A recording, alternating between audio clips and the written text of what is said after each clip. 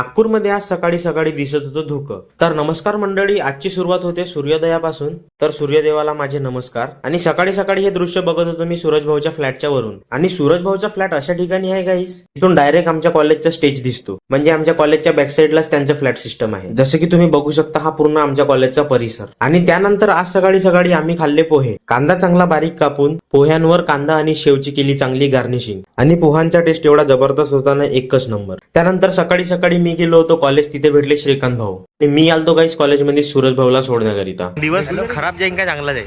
चांगला जाईल ना बाई, तो तोंड पाहिलं मी ना.